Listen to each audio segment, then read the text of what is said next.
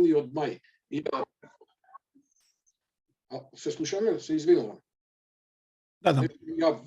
Јавува ова. Значи, треба да се поглед на тие документи, мислам дека ќе се добие многу пообјективна слика отколку некои искажувања кои во време на после 40 години и повеќе од 40 години некои учесници што биле директно застигнати во тие нивни идеолошки и политички борби се искажувале за Шарло и за тоа што се случувало во 41 година. Во секој случај, во врска со Шарло и за тоа како се стигнало до 11 октомври, се пишувало, се пишува и ќе се пишува и понатаму и така функционира историјата. Не можеме да застанеме на едно нешто и на една вистина.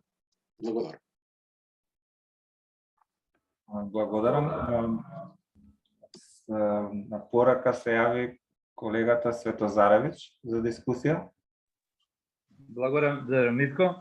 Честитки за организацијата. Посакувам што почесто да се собираме, да разменуваме мислења, затоа што науката навистина во оваа држава е на маргините, останува се на неколку луѓе кои сами себе се собираат и во комисии, и во разни форми, или ги бира политиката, а треба да произлезат од редовите на фелата.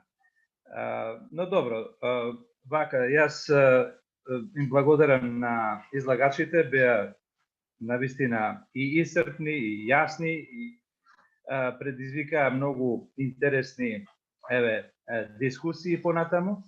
Јас би сакал да обрнам внимание на една појава, еден феномен кај малите народи, кој, апропо ова што го зборуваше професорот Трајче Стојанов, морам да ви честитам и за тоа, бидејќи се работи за професор по филозофија и мислам дека веќе изминува времето кога науките поединечно во ровови ќе се набутаат и нема да соработуваат меѓу себе.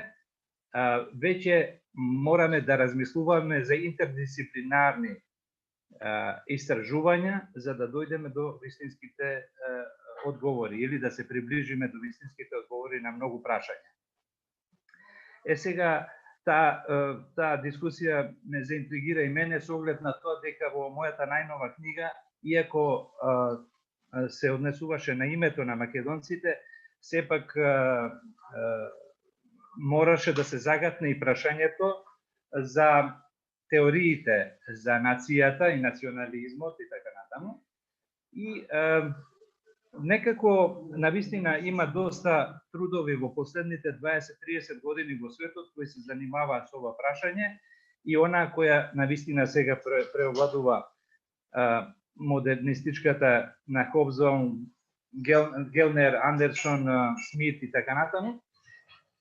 И тука се загатна едно многу битно прашање од професорот, а тоа е дека навистина доколку не се негува национализмот во позитивна смисла на зборот, дека тој сам по себе нема да се одржи, туку изумира. Но сега тука јас би додал на сето ова еден друг феномен на бројно малите народи во светот, а тоа е кога тие оние кои создале своји држави, се разбира, таму каде што национализмот умира, се остава простор за развој на врховизмот.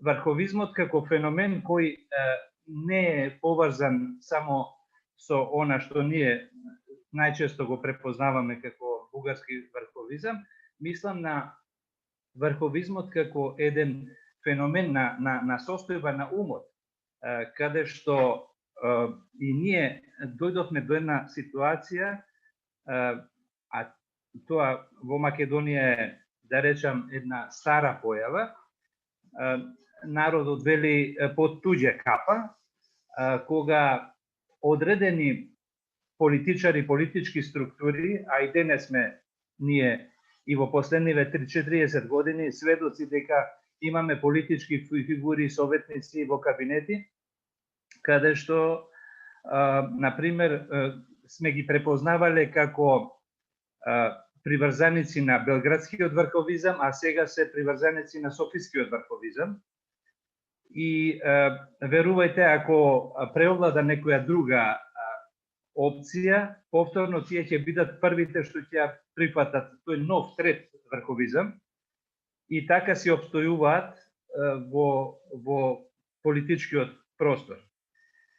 Според тоа, ќе треба да се обрне внимание можеби и со една посебна тема која треба да се обработува од Сдруженијето, за да се соочиме со реалните опасности од тие различни видови на врховизам кои ги имаме, со оглед на тоа дека кога врховизмот ќе преовлада во мислата, тогаш веќе имаме една ситуација, сликовито да ја објаснам, како во акционерските друштва. Вие ги продавате вашите акции до 49%, например, и вие се уште сте собственик на фирмата. Но кога ќе продадете 51, веќе не сте собственик на фирмата. Истото се случува и овде. Врховизмот кај малите народи, условно кажано, нели, мали бројно, и нации, односно оние кои имаат држави, често пати се појавува како една потреба за приклонување кон големите сили. И тоа е разбирливо, затоа што навистина мора да се има и сојузници.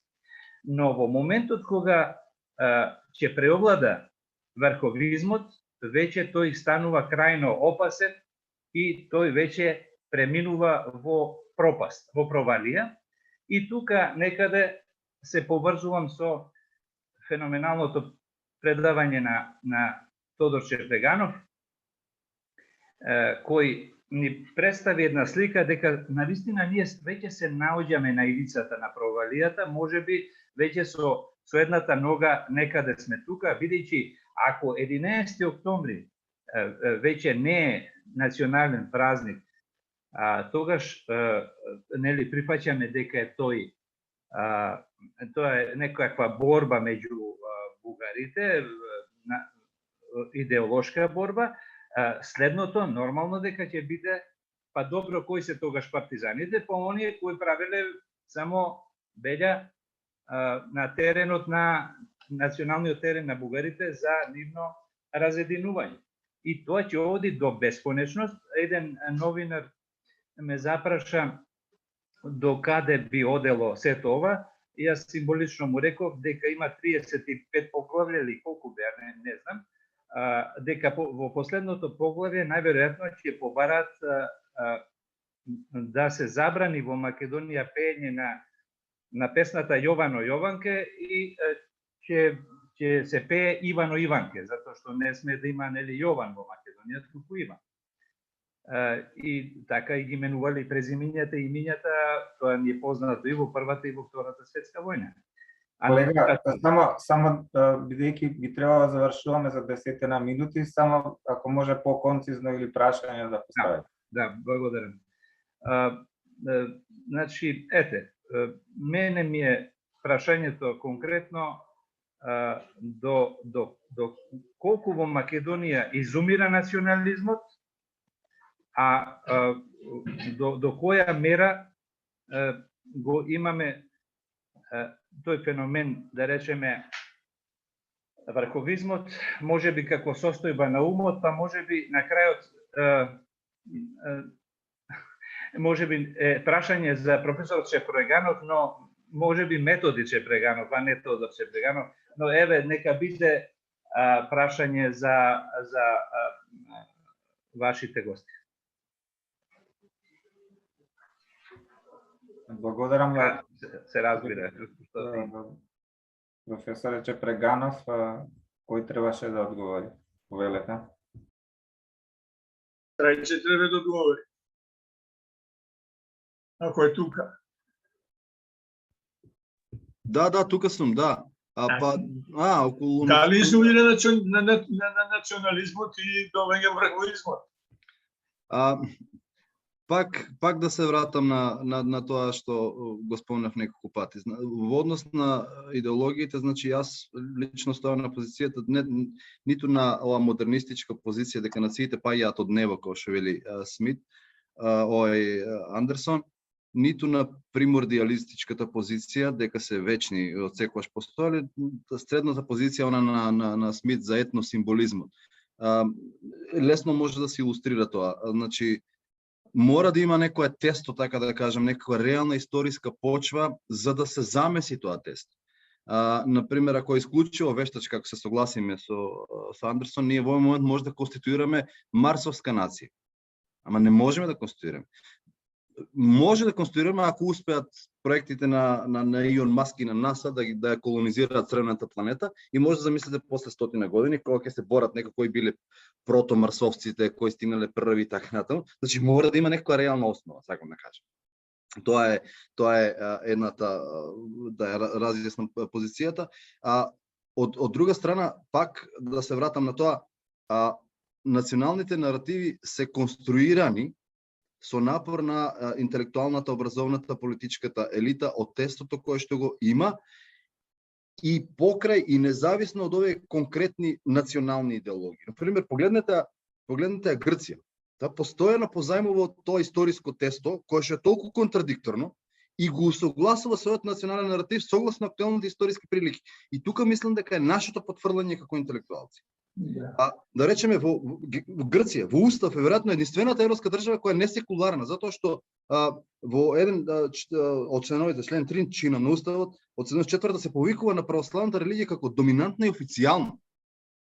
И при тоа таа продолжува да го гради својот национализам во суштина спротиставени наративи. Јас во една прилика дефинирам како најшизофрената политичка нација во Европа, која се во различен историски контекст го инкорпорира во својот мит дури и тие противречни наративи. Значи, од античко и хеленско наследство. Знаеме дека се сосема различни. Преку православието и византизмот, таа уставот се повикува на византизм. Со неодамна инкорпориран македонизам кој до 90-ти им беше дури не само непознат и непријател.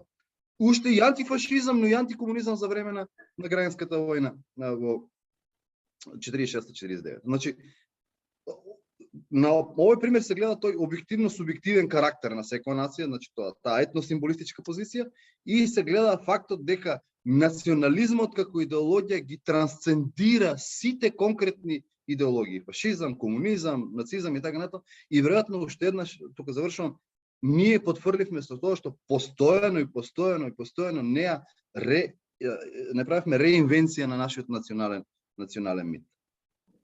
Значи, со еден збор, ако има добро тесто, врховизмот ќе иде во еден момент без проблем. Да. И тоа е точно, точно е добар пример. Сигурно. Благодарам. Сега вака имаме само неколку десетина минути да завршиме. Имаме уште 20 пријавени, колку што можам да забележам. Петар Котевски и Филип Марковски. Јас би замолил директно да се адресира со прашање без елаборација, бидејќи навистина нема време и дури надминавме она планираното, меѓутоа еве во интерес на дебатата ја продолживме. Еве, го замолам, значи чисто директно прашање до говорници. Повелете, Котевски. Значи јас само една минута сакам само нешто да како да се иже да направам, па ќе поставам две прашања до Литовски и Василевска. Значи мило ми е што можеме да ги видиме и чуеме историчарите во нивната улога како историчари во Македонија, пошто генерално ние малку кои што сме ги виделе повеќе во контекст на политички аналитичари, а не историчари. Перин имаше едно интересно прашање за влијанието и обструкциите кон историчарите што можда и тие ги имат од државата. Сигурен сум дека директни нема, како што одговори господинот Чепеганов, но ако не грешам, сите вие сте вработени и платени од државата и како такви сте подложени на незината добра волја и по екстензија добрата волја на владачката партија, која без разлика што има некоја теоретска автономија која во реалност сите гледаме дека не функционира. И како пример за тоа е господинот Трајче Станов ја представи тезата за формирање на нова нација северномакедонци и се откажа од неа уште пред да заврши да ја образложи, што кажува колку самоцензура си прават историчарите. Во реалност никој не го запира господинот Стојанов да напише научен труд на оваа тема, да го објави. И зошто треба да се отворат такви теми само во неформална комуникација? Имаме ли ние некој траен документ кој го представува вистинскиот македонскиот аспект на сите овие проблеми или само ќе правиме муавет по телевизија и по трибини? Тоа е генерално она што сакав да го кажам како коментар, а прашањето ми се директни и би сакал колку што е можно подиректен одговор. Значи, господинот Литовски како поддржувач и пропагатор на договорот од Преспа и како голем познавач на фашизмот и антифашизмот, го замолувам само за кратко прашање дали го смета тој договор кој што тој отворено го поддржуваше за фашистички или антифашистички, или еве да речем дали мисли дека е повеќе фашистички или антифашистички. Тоа е едното прашање, господјата Василевска сакам само да ја прашам дали смета. Господјата Василевска не е. Добро. Океј, тогаш само ова прашање. Ви благодарам. Значи, морам да одговорам дека нити сум го поддржувал, нити го поддржувам договорот, јавно никаде го нема тоа од мене кажано. Второ, има многу квалификации што навистина не заслужуваат нити одговор во оваа смисла. Трето, не гледам како може фашистички или антифашистички да се сместува еден договор. Може да се сместуваат некои политики, може да се сместуваат во фашизам или антифашизам некои ставови конкретни на одредени луѓе. Тешко може еден договор да се квалификува како фашистички или како фашистички. Искрено немам мислење и не сум размислувал на таа тема дали Преспанскиот договор може да се квалификува како фашистички или антифашистички, а во секој случај нити сум го поддржувал, нити мислам дека е добар тој договор. И тоа го немам нити напишано некаде, нити изјавено. Благодарам. Благодарам. Професоре Стојанов, вие сте прозвани, сакате да додадете нешто или? Да, колку да разјаснам дека не се откажав, него не во смисла кажав се оградив дека не баш напротив, реков дека не го држам тој став дека треба да се изгради северно-македонска нација за ова да обстои. Значи не се оградив, туку напротив, баш храбро го отворив тоа дека пред очи ни се гради северно-македонска нација и тоа сум го напишал во колумна, а да, меѓу другото и работам на еден труд за нациите и национализмот, кај што баш зборувам за тоа како се гради новата северно-македонска нација, кој ќе биде објавен веројатно ќе може да се прочита. Благодарам. Благодарам и преостанува уште Филип Марковски со прашања. Да, ви благодарам. Благодарам на можноста. Кратко и концизно ќе поставам прашање.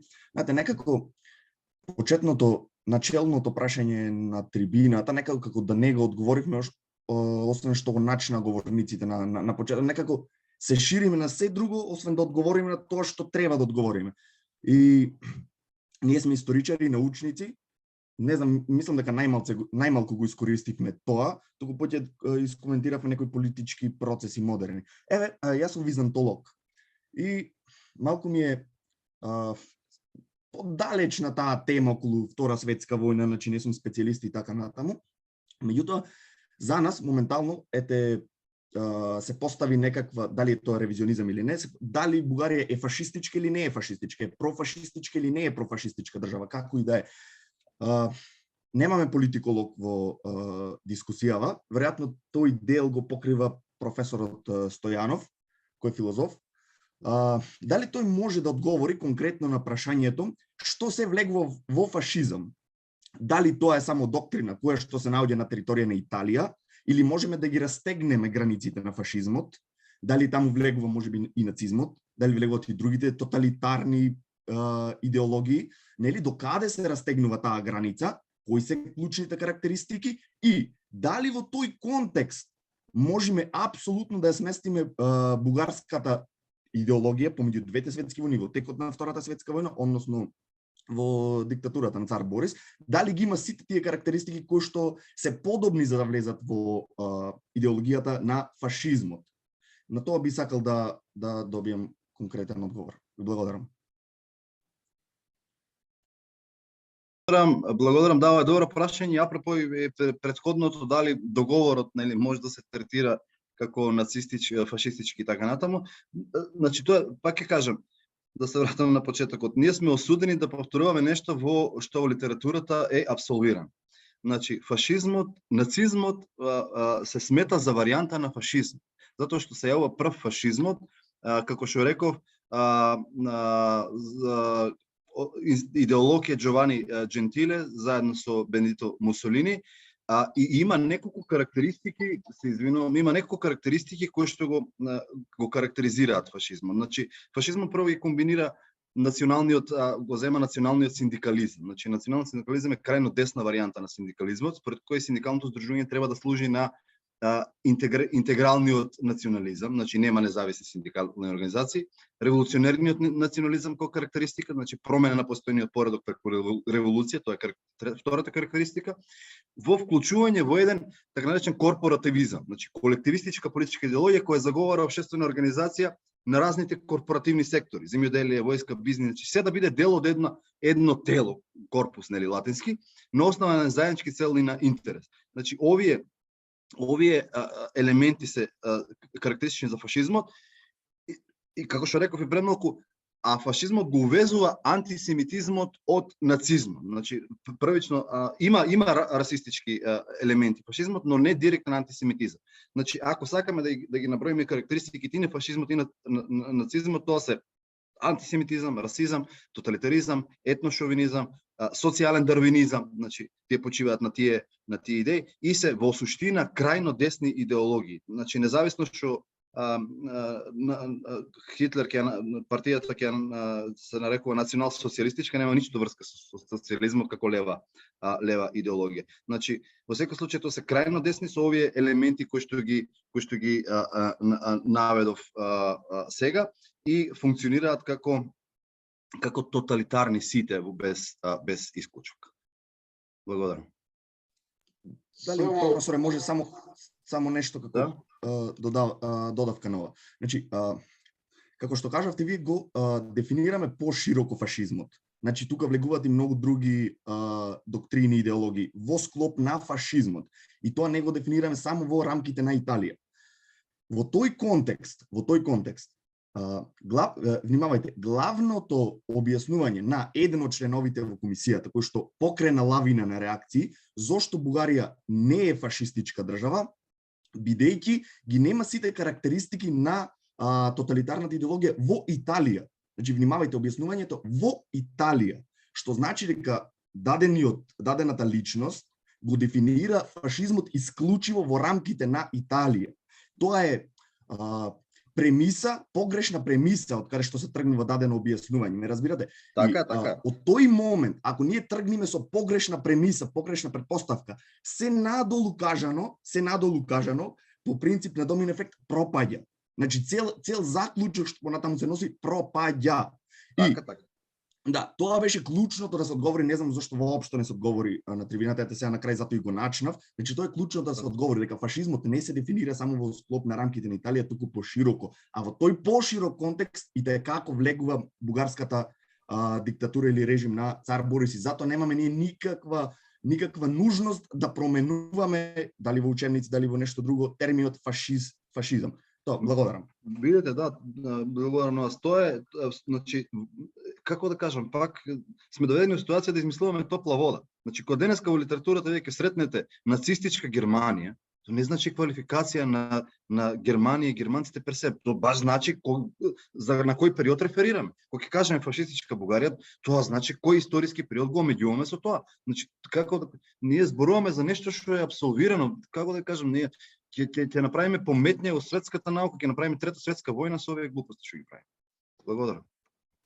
Само едно ситно додавче на цела ова дискусија, значи освен ова филозофска димензија од Трајче Стојанов, фашизмот има историска димензија. ова сега што го кажа последно трајче. Значи има фашизмот е сместен во конкретен историски период и тука нема никакви дилеми.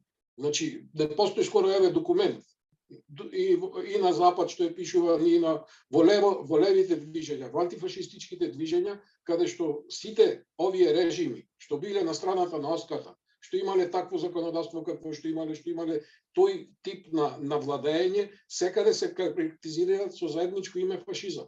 Мислам, таму нема никаква дилема, воопшто не треба да се разговара за нешто дали било фашизам во Втора светска војна. Сите режими, и усташкиот, и во Романија, и во Бугарија, и секаде тие се фашистички. Тоа е генеричко име за сите режими кои се здружиле околу Германија и Италија или околу она политичка меѓународна оска што ја викаат и се бореле. И уште нешто од овој филозофски аспект, сите фашизми се првенствено антикомунистички. Значи целата енергија фашистичка, и фашизмот во Италија, и нацизмот во Германија се исклучиво антикомунистички насочени. Тоа е основната заедничка нишка на сите фашизми. Може да се разликуваат дали има антисемитизам или нема антисемитизам. Ама антикомунизмот, антилевичарството, тоа е основата, парадигмата на секој фашизам. Благодарам. Да, така е, согласен сум. Добро, мислам дека нема веќе пријавени, веќе завршуваме веќе го минавме тајмингот.